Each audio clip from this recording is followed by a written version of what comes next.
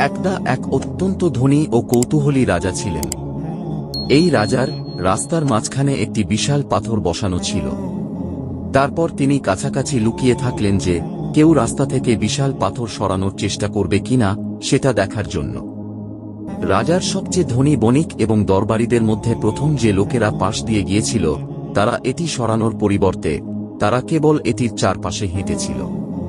কয়েকজন উচ্চস্বরে রাস্তা রক্ষণাবেক্ষণ না করার জন্য রাজাকে দোষারোপ করেন। তাদের কেউ পাথর সরানোর চেষ্টা করেনি, বরং পাশ কাটিয়ে চলে যায়। অবশেষে এক কৃষক এগিয়ে এলো। তার হাত সবজিতে ভরা।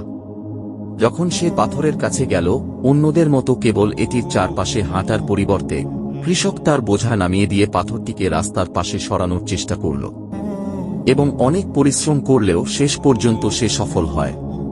পাথরটি সরিয়ে দেওয়ার পর কৃষক তার বোঝা তুলে নিয়ে তার পথে যেতে প্রস্তুত হল। তখন সে দেখতে পেল যে রাস্তায় ঠিক যেখানে পাথরটি ছিল সেখানে একটি মানিব্যাগ পড়ে আছে। কৃষক মানিব্যাগটি খুলল।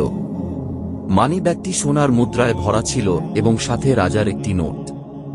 রাজার নোটে বলা হয়েছিল যে মানিব্যাগটির সোনা রাস্তা থেকে পাথর সরানোর জন্য একটি পুরস্কার। রাজা কৃষককে দেখিয়েছিলেন যা আমরা অনেকেই বুঝতে পারি না। প্রতিটি বাধা আমাদের অবস্থার উন্নতি করার সুযোগ দেয়।